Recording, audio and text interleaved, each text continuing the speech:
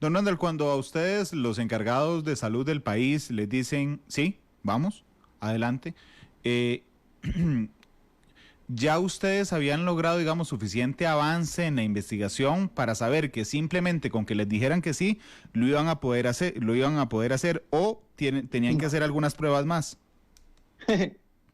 Sí, muy buena pregunta. Vea, eso casi nos lleva al método científico. Y interrúmpame si estoy dando respuestas muy largas, pero No, no, casi por nunca favor. hay oportunidad de ampliarse así. Eh, Cuando hablamos del método científico, decimos que se empieza por una observación, luego una hipótesis y sigue avanzando el proceso hasta tener experimentos, resultados y discusión. Ujú. Y luego viene una parte que es obligatoria, que es la divulgación de los resultados. Eh, Desde el punto de vista estricto científico, uno debería hacer público algo cuando ya tiene la respuesta absoluta. Nosotros en este caso en realidad estamos consiguiendo y finalmente ya tenemos todo lo necesario para arrancar. Nos angustia muchísimo saber que no, el no saber, aunque no pareciera ser el caso de Costa Rica, si 1 o 2 semanas de retraso después las vamos a necesitar. Creemos que no. Eh, pero no, en realidad nosotros estamos por iniciar y el llamado del presidente en la rueda de prensa de ayer y del doctor Salas, yo creo que lo que representan es un voto de confianza del país, de decirnos lo que ustedes están haciendo es importante, sigan adelante y así como ustedes apoyan al país, el país los apoya. Eh, Tenemos un equipo técnico muy joven, pero muy entrenado y yo creo que aquí es muy importante el resaltar los esfuerzos que hace el país y que ha venido haciendo por varios años por entrenar personas. Es un grupo de investigadores de momento de 8 personas, pero necesitamos sumar mucho más todavía para avanzar más rápido. Menores de 40 años, pero todos ellos tienen doctorados académicos y postdoctorados que han obtenido gracias a becas y a los múltiples programas de becas que se ofrecen en el país, tanto en las universidades como el Ministerio de Ciencia, que ofrece oportunidades de doctorados, y la gente dirá, ¿para qué tantos doctores para esto? Son personas que le dedican la vida a hacer investigación y a hacerse buenas en algo para estar preparadas para lo que el país necesite. Algunas veces pasan décadas y años y cada quien sigue trabajando en sus líneas de investigación, pero ese entrenamiento en líneas de investigación luego les permite aplicarlas a otras necesidades y es lo que estamos viendo en este momento. Ok, don Randall, permítame que le haga una pregunta política. Eh, Uh-huh. ¿Desde cuándo las autoridades saben que ustedes están trabajando en esto? Todo se ha movido muy rápido, ¿verdad? Ujú. No podría decirle una fecha exacta, pero estamos hablando de semanas y son pocas semanas. Y la razón es, nosotros en realidad trabajamos bastante bajo el radar y no nos gusta hacer ruido, y eso hace que tampoco tengamos muchas conexiones políticas. Entonces, desde que nosotros tuvimos la idea hasta que comenzamos a hablar con personas con mayor conocimiento de causa, eh, la, la, la idea se fue compartiendo de boca en boca hasta que llegó a altas autoridades que en algún momento dijeron apoyémoslos. Pero viera que no conozco exactamente la línea de tiempo. Le puedo decir que quizás no sé, 2, 3 semanas atrás, eh, y aquí ha sido muy, muy valioso el mensaje del Ministerio de Ciencia que se ha encargado de compartirlo con, con empresas privadas, y así fue como llegamos al Programa de Naciones Unidas para el Desarrollo, que dijeron, nosotros tenemos $35,000, bueno, no tenemos, pudieron conseguir $35,000 para Ujú. ayudarnos a comprar los materiales que necesitábamos para arrancar, y son los que estamos recibiendo en este momento. Claro, en buena hora, pero entonces, don Luis Adrián Salazar, que es el ministro de Ciencia y Tecnología, es el primer jerarca, le pregunto, que se da cuenta de lo que están haciendo. ¿O es el ministro de Salud? Viera que no estoy seguro de cuál es la respuesta a eso.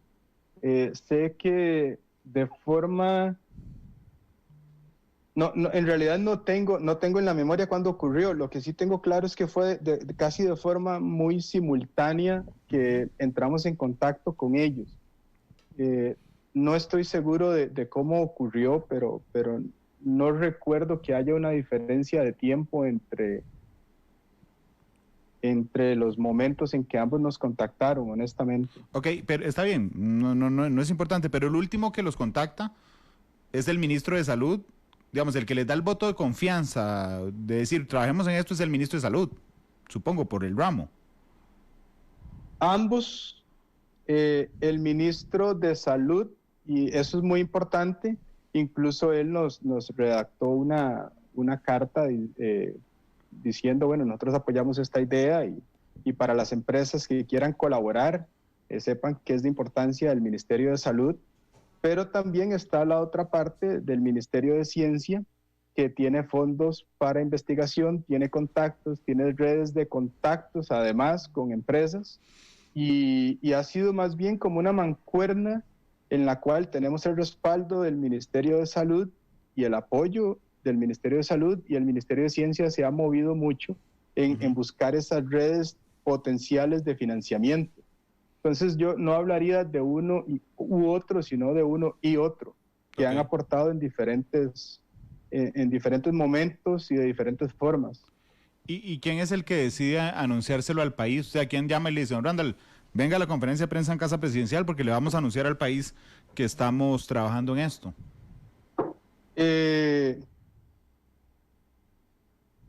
Una persona de las comunicadoras que organiza estas actividades, y me disculpo con ella si está escuchando porque no tengo el nombre aquí en este momento.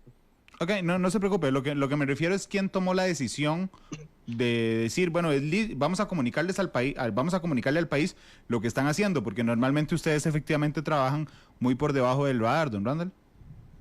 Viera que lo desconozco, no sé quién habrá tomado la decisión, honestamente.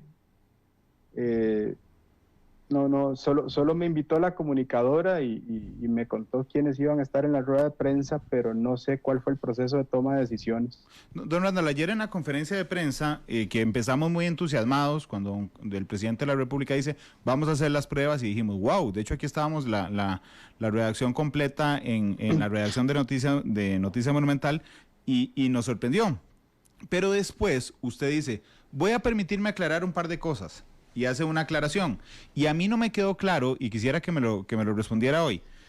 Ok, ¿vamos a tener las pruebas de COVID-19 en Costa Rica o estamos intentando tener las pruebas de COVID-19 en Costa Rica? Es decir, ¿ya estamos seguros que las podemos hacer aquí o estamos intentando hacerlas aquí? Vamos a ver, vamos a tener los resultados del rendimiento de los protocolos alternativos, esperemos en un corto plazo. Y es decir, de toda esta información que hemos recolectado de grupos alrededor del mundo es, ok, vamos a probarlas, vamos a ver cómo funciona, cuál es la especificidad, cuál es la sensibilidad de estos protocolos. Aunque no lo crean, hay cosas hasta geográficas de temperatura y de humedad que a veces es difícil de explicar, pero un protocolo que funciona en un lugar no funciona en otro. Y no sabemos justamente de lo que se ha hecho alrededor del mundo, es una base, pero no sabemos cuál de esos se va a comportar mejor acá. Entonces nosotros ofrecemos que vamos a tener esos protocolos listos. Y algunos van a funcionar muy bien, otros van a funcionar muy mal. Y es así. El asunto es saber cuáles caen dentro de cuál categoría.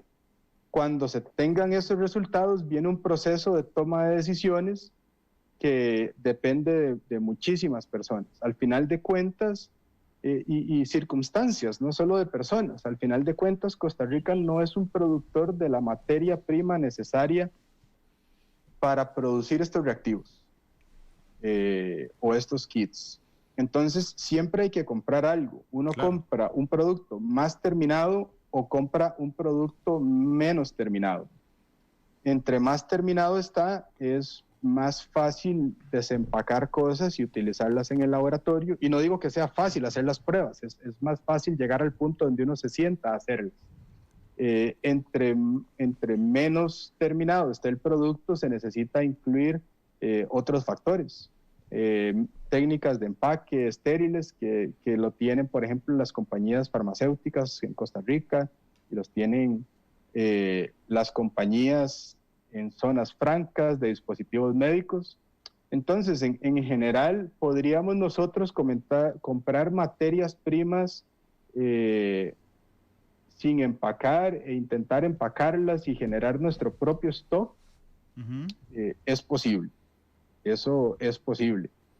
¿Tiene Costa Rica experiencia haciendo eso? Que yo sepa, no lo hemos hecho hasta ahora. ¿Tiene Costa Rica experiencia con procesos similares en industria farmacéutica y dispositivos médicos que se puede adaptar para hacer eso? Se puede. ¿Cuál va a ser el resultado final? Yo creo que dependerá también de un análisis costo-beneficio, que tiene que venir de cuál es la probabilidad de encontrar esas materias primas, cuál es la probabilidad de encontrar esas materias primas un poquito más empacadas o subdivididas.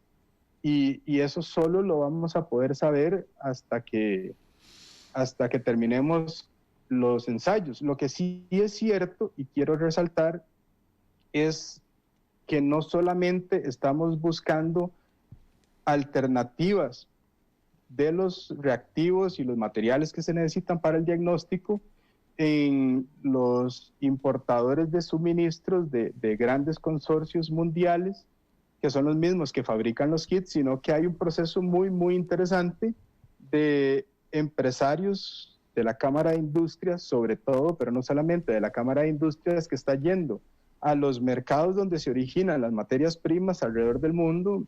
Muchos de ellos están en Asia, y nos dicen: vieras que hay alguien que me vende una enzima.